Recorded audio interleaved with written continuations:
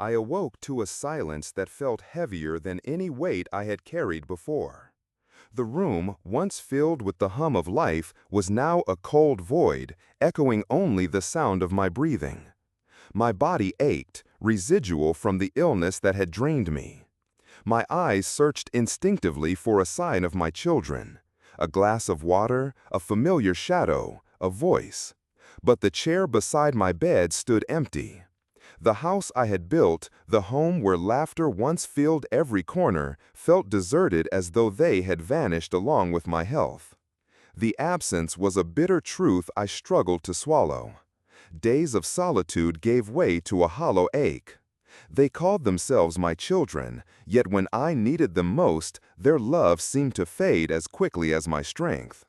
I recalled every sacrifice I had made for them, working long hours, mortgaging my pride to keep the family afloat, paying for their education, cheering at their triumphs. And now, faced with my frailty, they had disappeared without a trace. When they finally reappeared, it wasn't with the warmth I had yearned for. Their faces were masks of false concern, eyes flickering over my possessions as if spotting prey. Their voices were soft, too rehearsed, lacking the tenderness I once took for granted. They prowled through the house, greasing their fingers with greed beneath the veneer of affection. Their words slipped out with a casual cruelty. Jokes about my burdens, dismissals of my condition, all aimed at undermining me without outright confrontation. I sat quietly through their performance, feeling a hollow pit swallow my chest with every slight. Their sneers, their disguised contempt, cut deeper than any illness that had invaded my body. Yet beneath the sting, a slow-burning resolve took root. I would not be their victim any longer. I was no longer the frail man they saw, but a man ready to reclaim the respect they so readily discarded. That night, in the quiet shadow of my own home, I made a silent vow. The coldness they showed was met by a fire simmering beneath my calm exterior. Patience, once my greatest virtue, had limits I was ready to test. Their greed, their neglect, had exposed their true nature, but it also had forged in me a new clarity of purpose. They believed they could return as if nothing had changed, expecting forgiveness and compliance. They underestimated the quiet strength that pain and betrayal could nurture within a man who had spent a lifetime building and solving challenges. My home was no longer a sanctuary from the world. It was the ground where I would plot my course forward. Their false love was transparent, their calculated visits a mockery. But I would not respond with anger or rashness. Instead, I would navigate this betrayal with the steady hand of an engineer and the strategic mind shaped by decades. Every slight, every cold glance would become data points guiding a plan of reclamation, not revenge for its own sake, but justice for the man they had abandoned. This was no longer the silent suffering of an old man ignored. It was the quiet storm gathering strength, poised to break free. I had been humbled, yes, but never broken. From humiliation I would rise, not with fury known in cruel words, but with the relentless precision of a man who knows his worth and refuses to be erased. The house, once empty of warmth, breathed again, not with the false affection of my children, but with the renewed heartbeat of a man ready to take back what was his. In those long days that followed, solitude became both my companion and my confessor. Alone, I was free to sift through the haze of memories that had accumulated over almost 7 decades, a lifetime etched in moments both grand and mundane.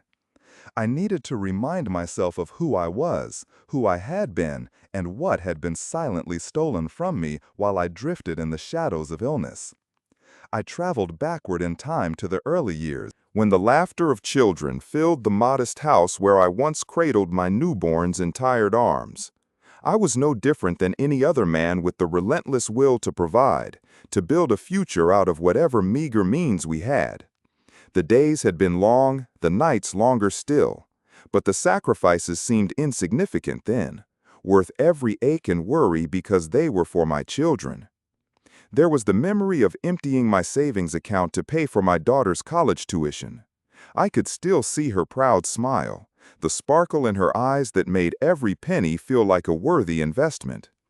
The endless nights spent working overtime, the projects I took on defying exhaustion, all so that they wouldn't have to suffer the hardships I had. I mortgaged the house, a gamble on hope, trusting that my efforts would create a legacy beyond just bricks and mortar. Each sacrifice had its place in the foundation of our family story. Yet now, it was as though those efforts had vanished like smoke, unnoticed and unappreciated. The weight of their absence was a stark contrast to the echoes of gratitude I had imagined. Instead, cold betrayal filled that void. The realization gnawed at me. All those years of selfless commitment, the relentless pursuit of their well-being, had been repaid with indifference. Worse, with greed. I pictured them in fleeting, sharp scenes, their laughter at holiday dinners that once were full of warmth but now felt like hollow performances. The way their eyes had darted past me, calculating not the father but the estate. I recalled the subtle hints, the sly suggestions about the costs of my care, the questions about my finances that felt more like interrogations.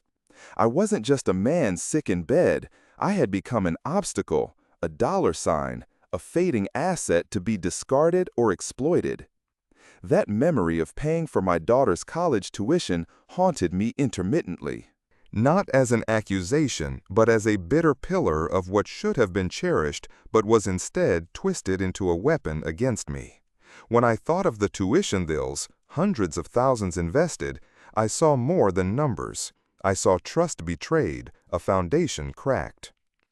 Amid the ache of broken bonds, I refused to drown in despair.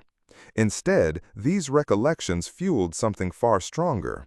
I understood now that my love and generosity had been misread as weakness, my patient endurance as complacency. But I was neither weak nor passive. Life as an engineer had trained me to analyze, to plan, to anticipate outcomes before they unfolded. I had never been merely a provider. I was a strategist of survival, constructing solutions under pressure. Hours slipped away as I meticulously retraced my financial choices, the careful paths I had carved to secure our future. Each ledger, each receipt became a testament not only to sacrifice, but to the intricate network of decisions spanning decades. The mortgage, the investments, savings dipped into at critical junctures. These details morphed into a map, a blueprint of my life's work. It occurred to me that if I could chart their course, I could expose their true intentions. With every memory I revisited, my resolve crystallized further. There was a fierce clarity in pain itself. It was the compass pointing me toward retribution. Not out of spite, but to reclaim what had been unjustly taken, to hold accountable those who mistook love for entitlement. They had no claim on what they had not earned, nor respect for the sacrifices that had shaped them. This was not a story of a father defeated, but a man who, having given everything, would not be discarded like refuse. I was determined to rewrite the chapter that had been so callously torn out. The past was not merely to be mourned, it was ammunition for the fight ahead. Each memory was a strategic foothold, each regret a kernel of strength. I spent hours sitting in my study, surrounded by mementos of a life built with care. Faded photographs, letters from old friends, tools of my trade, books lined up in the order I had once arranged them. The air was thick with history. I allowed myself to grieve the loss of a family that was no longer whole, but I also nurtured a burgeoning plan. A man who had spent his career designing structures to withstand force now needed to ensure the stability of his own legacy. As evening gave way to night, I found solace in the quiet constancy of the stars visible through the window. Their light, steady and unmoving, reminded me that some truths shine through darkness no matter the distance or time elapsed. Like those stars, my sense of justice burned with a slow, unwavering fire. In that solitude, the fractures in my family became stark, but so did the contours of my own strength. The investment I had made in their futures ran deeper than any property deed or bank account. It was the conviction of a man who had given his all, and who now, more than ever, understood the true price of betrayal. I was ready to face whatever came next. The road was daunting, the stakes high, but retreat was no longer an option. In the reflective silence of my home, I carved out a space for fierce determination, tempered by the wisdom of years. The chapters of sacrifice and pain were only the beginning, for I was poised to reclaim not just what was mine, but my very dignity. The breakthrough came unexpectedly, like a sudden fracture in the quiet facade that concealed the truth. I had long suspected that their concern was nothing but a carefully orchestrated performance, rooted more in self-interest than affection. But suspicion is a shadow until it is cast into the glare of undeniable proof. It was during one of the many restless nights spent sifting through letters and financial records that I stumbled upon the first crack, a forged document, subtle but telling, hidden in plain sight among the hospital paperwork. The document was a medical assessment, one I did not remember signing, authorizing a transfer of financial control under the guise of a diminished capacity. The signature was mine, but the tremulous flow of the ink and the vagueness of the language suggested otherwise. How had they managed to manipulate this? I recalled the curt conversation with the hospital administrator, that moment when the idea of managing affairs was broached, an ultimatum veiled beneath professional concern. It was clear now that they had conspired to strip me of control, exploiting a vulnerable moment for their own gain. A cold fury rippled through me as I pieced this betrayal together. This was no accident or misunderstanding. It was a calculated maneuver. The final insult to a man who had given everything to a family that had turned its back on him. The shock of realization threatened to overwhelm me, but instead it ignited a meticulous resolve. I was no longer the injured party, crippled by deceit and abandonment. I was a strategist poised to strike with precision. Over the following days, I began assembling the pieces of their treachery. Each revelation was a data point in a grand equation, vulnerable nodes in the elaborate web they had spun. Their attempts to control my finances, the whispered threats disguised as concern, the carefully staged appearances, all came into focus as parts of a singular, sinister plan. I saw the outlines of their greed, laid bare with a clarity that left no room for doubt. It was a blueprint for ruin, but also for their undoing. Harnessing the analytical skills honed over decades of engineering, I mapped their vulnerabilities like a seasoned architect examining the weak points in a crumbling structure. Hidden debts, secret accounts, inconsistencies in legal documents, they all formed the key to dismantling their facade. I jotted notes, cross-referenced bank statements, and quietly reached out to allies who still held my trust, old friends and former colleagues whose loyalty had weathered the passage of time. This phase of discovery was relentless. Each new fact was a stone I placed carefully in the foundation of my retribution. I had learned to interpret systems, the way components interacted, the failure points under stress. Now I applied that logic to a far more personal system, a family corrupted by avarice. Where once I had built bridges and machines, I now engineered a strategy for justice. Yet the emotional toll was not insignificant.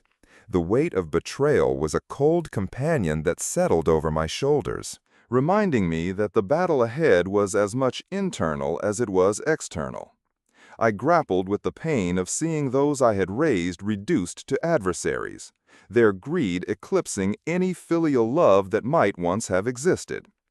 But pain, I reminded myself, must be harnessed, not allowed to consume. My mind became a workshop of calculations and contingencies. I anticipated their potential moves, the desperation that would follow as control slipped from their grasp. While they operated under the assumption of entitlement, I operated with the quiet certainty of a man who had learned to turn adversity into leverage. Every legal nuance, every financial irregularity discovered was a tool shaped for their exposure and control.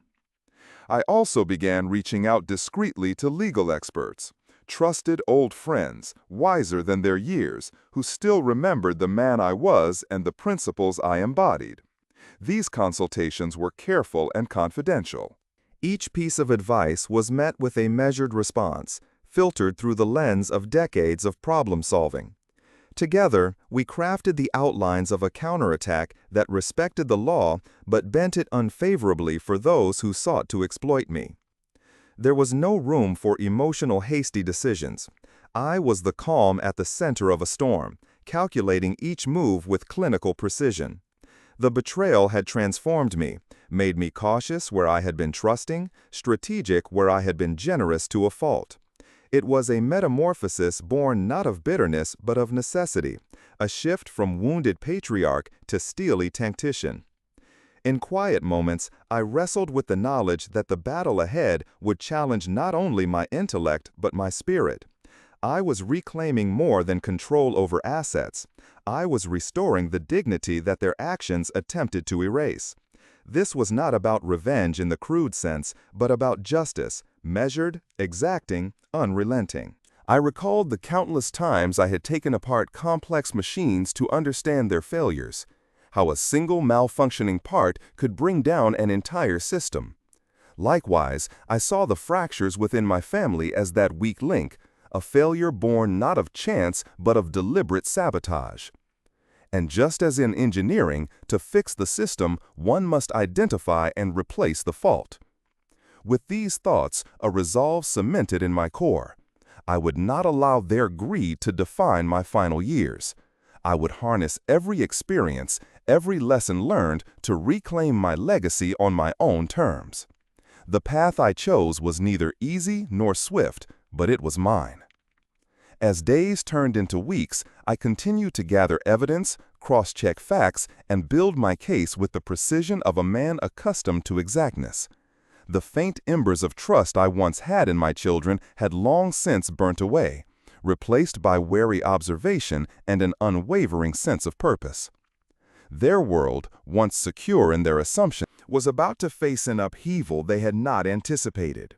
I was no longer the passive figure sidelined by infirmity and illness. I was the architect of a plan that would expose their duplicity and wrest control from their grasp.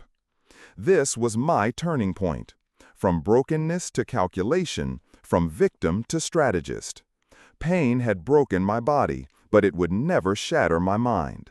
I was ready to move forward, resolute and unyielding, forging a path toward the reckoning that justice demanded. Every morning I woke with a renewed sense of purpose, the fog of helplessness lifting steadily as I immersed myself in the meticulous work of unmasking my children's true intentions.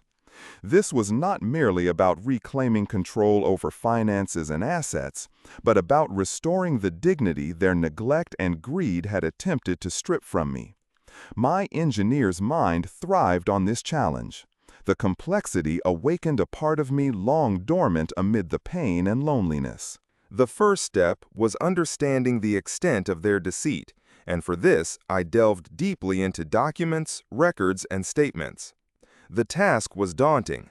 Tangled webs of names, account numbers, and transactions meticulously designed to mislead and deflect scrutiny.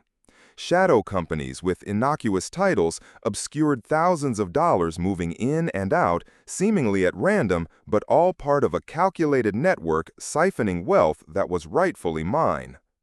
I charted these financial flows like an architect mapping a building's stress points, noting where resources were being redirected without transparency. I discovered hidden credit lines taken out under my name or jointly, unknown to me until now. A financial trap set during my weakest moments. Loans were being repaid with my money, disguised as routine expenses, reducing the estate I had so painstakingly built. This was deliberate, methodical exploitation disguised as care. They had been pilfering not just my money, but my trust. Knowing I couldn't navigate this labyrinth alone, I reached out to trusted colleagues and old friends. lawyers, accountants, and financial experts who had witnessed my integrity throughout the years. They were horrified but resolute, joining me in this quiet mission. Our meetings were sober and tactical, held discreetly in offices and quiet places away from prying ears. The kind of gatherings where silence spoke volumes and plans took shape with the gravity they deserved. From these sessions, I learned how to wield the legal system with the precision of a scalpel. Together, we outlined how to freeze suspicious accounts, revoke powers of attorney, and expose financial malfeasance without exposing my strategy too soon. The legalese they tossed around became a new language I absorbed with hunger and focus, transformations that were as mentally demanding as they were necessary. It was a relief to engage in this structured pursuit after months lost to emotional chaos. Here, the rules were clear, the plays defined, and the outcomes, while never guaranteed, were achievable. It gave my shattered confidence a new shape, a plan. Each update I prepared was a blueprint, a carefully architected outline that stripped away the veneer they had so smoothly applied. The forged documents I uncovered weren't isolated acts, but pieces of a greater sabotage, designed to funnel control and wealth into their pockets at my expense. The cold logic of engineering reminded me that a system weak at one point would eventually crumble entirely. Their domain was no exception. I recalled the countless machines and projects I had repaired, the parts I had replaced to prevent total failure. Likewise, their siege of deceit would crumble once their weak points were exposed and dismantled. I planned my moves with care. I imagined their arrogance as the brittle frame of their plans. They assumed I was defeated, a man past his prime, unable to fight back. But when the power of attorney was quietly revoked, a silence fell over the room, a subtle, seismic shift. That document had been their legal weapon to control my assets, to make decisions under the guise of concern. Stripping it away was my first tangible victory, crippling their immediate control. Next came the freeze on suspicious bank transactions. With the help of old contacts at the bank and legal advisors' guidance, I ensured that no withdrawal or transfer could proceed without my explicit approval. Accounts they viewed as their personal treasure troves now lay barred behind bureaucratic checkpoints that they could not penetrate. The waves rippled quickly. Their facades of confidence faltered. Phone calls came, sometimes frantic, often veiled threats thinly disguised as questions about misunderstandings. They tried persuasion and guilt, wielding the familiar emotional weapons of family ties. But I responded invariably with calm firmness, short, measured answers that signaled no room for negotiation. I watched the tide turn in the confines of my home, the place once haunted by their absence and neglect, now resonating with a quiet strength born from reclaimed authority. Each legal success was a beam reinforcing these walls, not of stone or wood, but of resilience and justice. Though the conflict inhabited different realms, its intensity was no less fierce. I resisted the urge to meet their rage with my own, to descend into bitter exchanges. Instead, I mastered restraint, perceiving the power in silence, in measured responses, and letting their own frustrations reveal their true character to those who mattered. Their desperation grew visibly. What had seemed boundless entitlement unraveled into frantic maneuvers and fractured alliances. Their threat to ignore processes, to bend laws, even to fracture familial bonds irrevocably, was met with an unyielding resolve. Mine, the architect of careful, patient retribution. Behind it all was a deep recognition that this was more than a contest of wills or money. It was a test of my very essence. A man who had given all, now defending not just property, but honor and dignity long eroded by neglect. The process was taxing, fraught with moments where weariness pressed heavy on my shoulders, where memories of bitter betrayals loomed dangerously close. Yet each challenge fortified rather than felled me. I walked through my home often, touching objects and facing rooms that had once felt cold with abandonment. The sunlight filtering through familiar windows now seemed to illuminate not loss but renewal. This was my sanctuary, the place I was reclaiming, not for myself alone, but as a bastion of honesty and justice in the face of betrayal. I had no illusions that the battle was won. Quite the opposite. The scale was large, the stakes enormous. But with every calculated move, every legal barrier erected against their exploitation, I rewrote the narrative. I was no longer the powerless father sidelined by illness and neglect. I was the strategist, the man plotting each move with patience, precision, and unwavering determination. Like the machines I had engineered to last generations, my strategy must endure. No rash decisions, no impulsive actions, only measured steps designed to outlast their greed and deceit. This was a battle of wits, resilience, and perseverance, a test of the very core of who I was. I imagined the day when their carefully maintained facades would shatter completely, when the truth of their betrayal would be laid bare not just to me, but to all who had once trusted them. Their entitlement, so brazen in the quiet days of my illness, would dissolve under the steady glare of exposure. In that moment, I found a strange peace, a calm born not from forgiveness, but from certainty. This was a reckoning I had orchestrated with care, an endeavor not to destroy, but to restore balance. For the first time in months, I allowed myself a small, bitter smile, the kind of smile born from knowing that the storm I had weathered was giving way to a dawn I had designed and controlled. The path was long and fraught with challenges, but I walked it steadily, fueled by the knowledge that justice, slow, deliberate, unstoppable, would prevail. The days that followed the revocation of their power of attorney were as deliberate and carefully paced as the turning of gears in a machine I'd once built, slow, methodical, yet unstoppable in momentum. Each legal document filed, each bank account frozen, was a calculated move, reducing their grip bit by bit.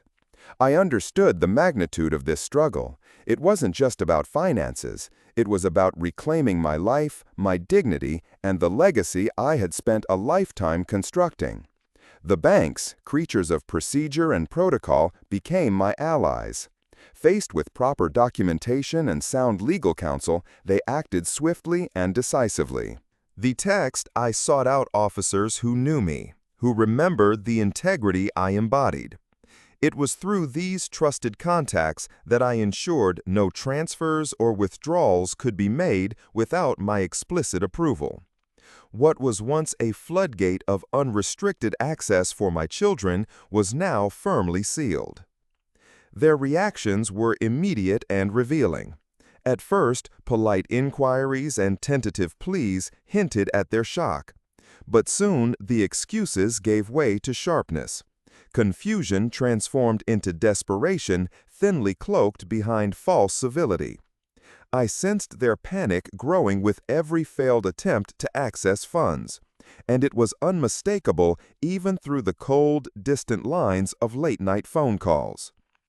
These calls arrived at irregular hours, the voices on the other end strained and clipped. They employed every tactic, veiled threats woven within pleas, hints of concern twisted into biting accusations.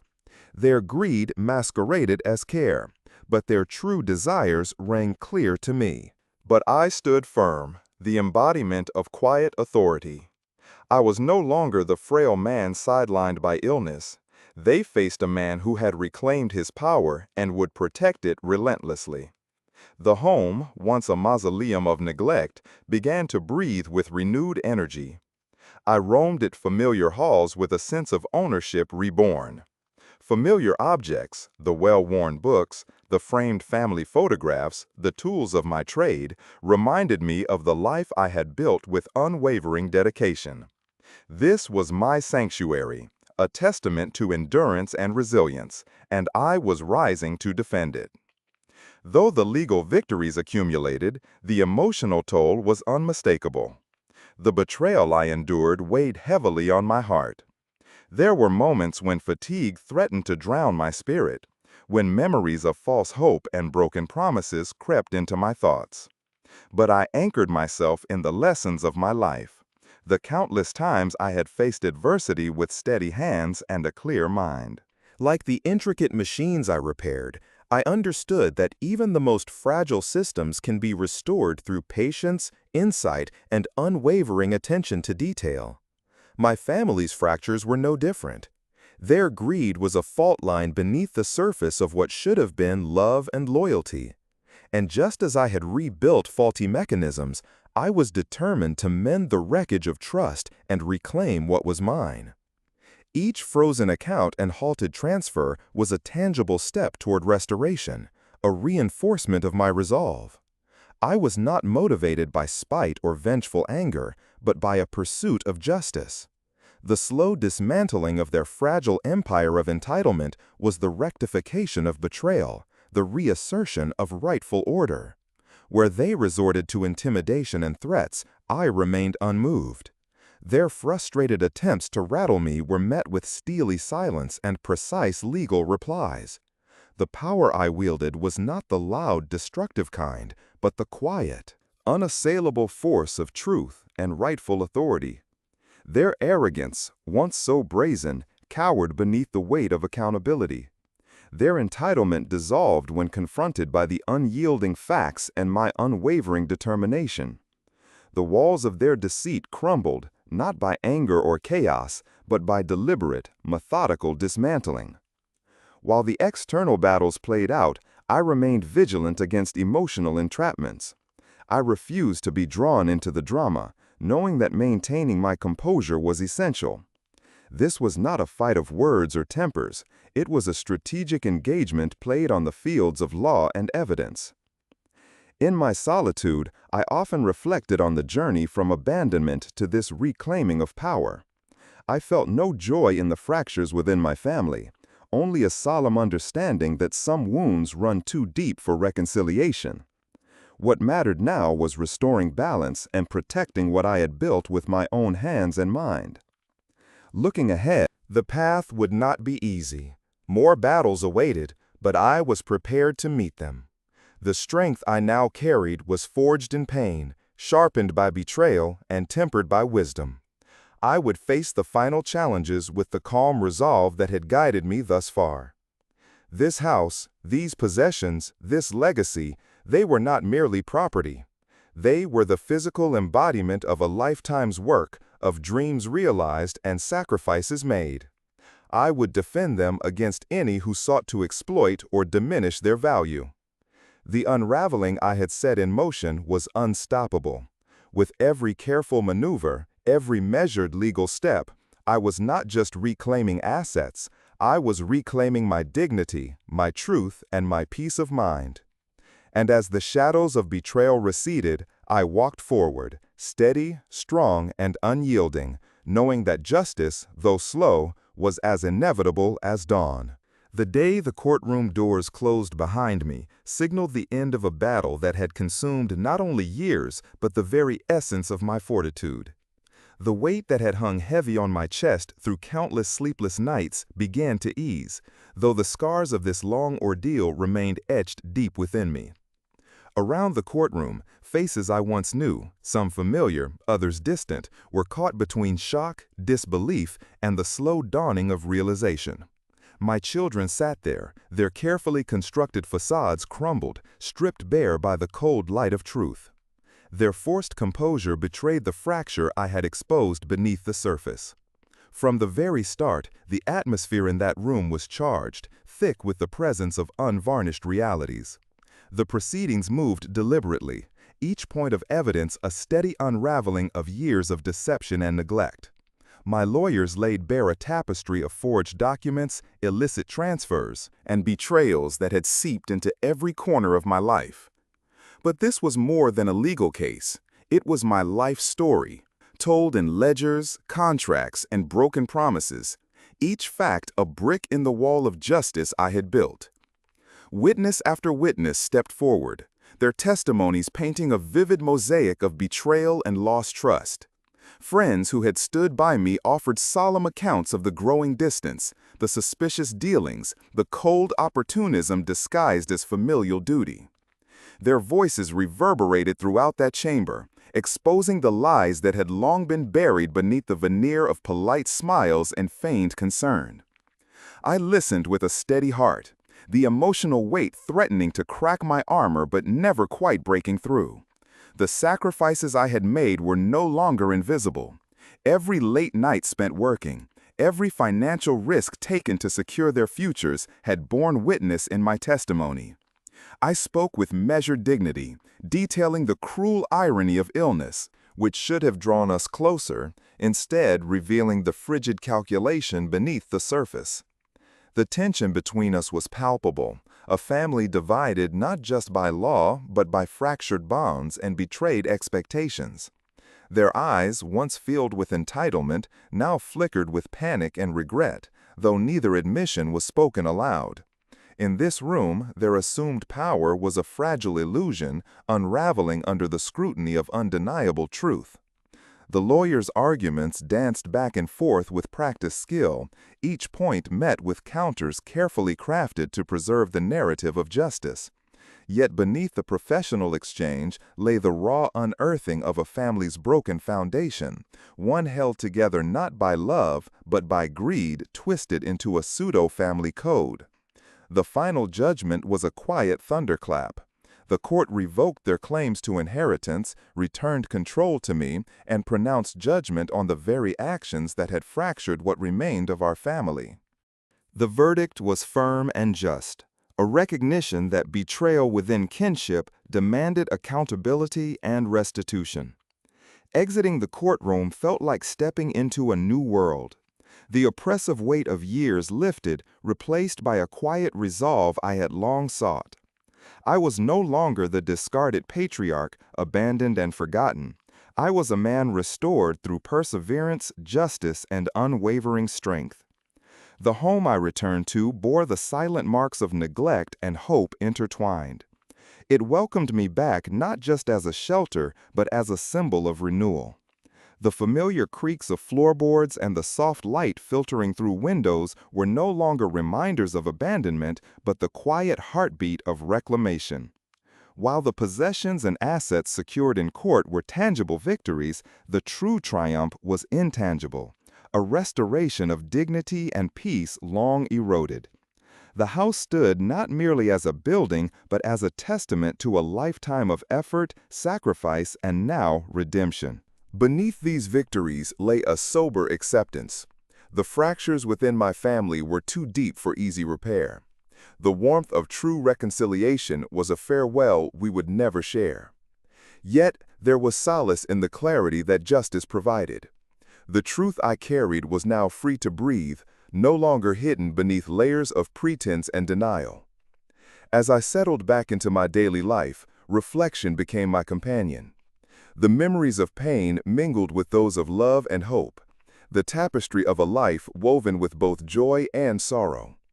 My faith in what I had built prevailed, and I found strength in knowing that the future, though uncertain, belonged once again to me. Though this chapter closed with a bittersweet finality, it was not the end of my story. I stood at the threshold of a new beginning, armed with wisdom earned through hardship and a resolve tempered by trials. The courtroom had been but a stage where truth triumphed. The real journey was forging a life beyond the shadows cast by betrayal. The quiet moments after the storm offered clarity. I felt a renewed sense of self, grounded not in the betrayal endured, but in the resilience cultivated. The scars remained, but they no longer defined me. Instead, they were the marks of survival and strength. The legacy I had fought so hard to protect was no longer a passive inheritance, but a living testament to endurance and integrity. It was a foundation upon which I would build anew, guided by the lessons of the past and the promise of a future shaped on my terms. With each passing day, I embraced this peace with quiet gratitude. The house, once hushed by sorrow, now echoed softly with the rhythm of regained control and dignity. I walked its halls not as a man defeated, but as one who had reclaimed what was his, standing tall, steady, and unyielding. Though the wounds lingered, they were no longer chains, but reminders of a journey marked by tenacity and truth. And in this strength, I found the quiet victory of a man who, against all odds, refused to be broken. His story forged anew with every steady breath, with every deliberate step toward the dawn. In the stillness that followed the storm, I found myself settling into a rhythm of life that was both familiar and entirely new. The victories in court had restored much of what was lost, yet they had also cast an unyielding light on the fractures that would never be mended. I no longer held on to false hopes for reconciliation.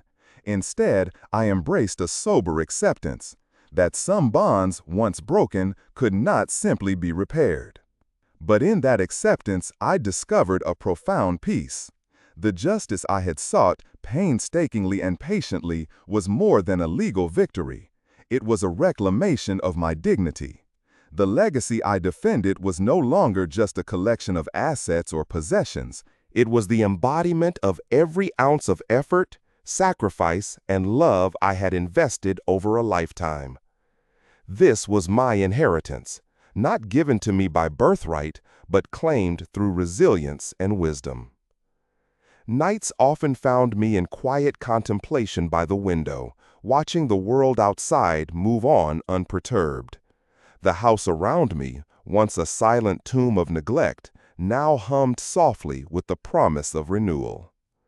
The photographs lining the walls, the worn books on the shelves, the familiar creak of floorboards beneath my feet, they all spoke of endurance. Each object was a testament to a life lived fully, despite the heavy costs endured. The scars of betrayal lingered. They were not illusions easily forgotten. There were moments when the weight of solitude pressed hard, when memories of abandonments past and wounds inflicted threatened to resurface with crushing clarity. Yet these scars no longer held power over me. They were marks of survival, of battles fought and won. I wore them quietly, like a badge wrought from pain and perseverance. With each day, I found new strength in solitude, not loneliness, but a deliberate choice to honor my own peace. Without the pretense of family ties that once suffocated, I could breathe freely. I nurtured myself with the knowledge that I had given all I could, and when the time came, I had taken back what was mine, not in anger, but in pursuit of justice. This was my story, of love turned cold, of betrayal met with resolve, of grievous loss and cathartic reclamation. It was the story of a man who refused to be defined by abandonment, who transformed suffering into strategic strength. I understood now that justice is not always swift, nor is its path simple. But its arrival, when earned through steadfast effort, brings a calm unlike any other. Walking through the halls of this home, I no longer saw echoes of neglect, but the quiet pulse of resilience restored. I had carved out a space where dignity thrived, where memories were not shackles but foundations. The sunset light through the windows cast long, warm rays that seemed to bless these walls with renewal. Although the family I once dreamed of was lost to me, I found companionship in this solitude. I surrounded myself with the familiar comforts of a life rebuilt. My books, my tools, the photographs that told stories both of joy and of endurance. Here, I was not a victim of circumstances, but the master of my destiny. My days were no longer shadowed by betrayal, but illuminated by the lessons it taught. I channeled this wisdom into living deliberately.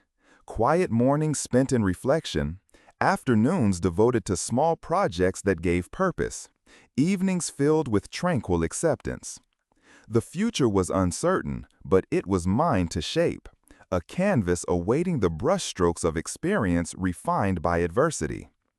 In the stillness, I often repeated to myself the quiet truth that had carried me through the darkest days. I gave all I could, and when it was time, I took back what was mine, not for revenge, but for justice. These words became my creed, a reminder that strength is born not from anger, but from righteous resolve. Though the past would forever whisper its truth, it no longer dictated my path. I had stepped beyond the shadows cast by betrayal, emerging into a new dawn fashioned by my own hands.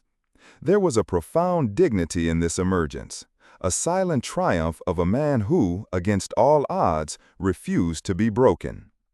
And so I walked forward, steady and sure, embracing each new day with a heart fortified by truth, a mind sharpened by experience, and a spirit unwavering in its pursuit of peace. This was my final act, not one of vengeance or bitterness, but of dignity reclaimed, justice served, and life lived on my own resolute terms.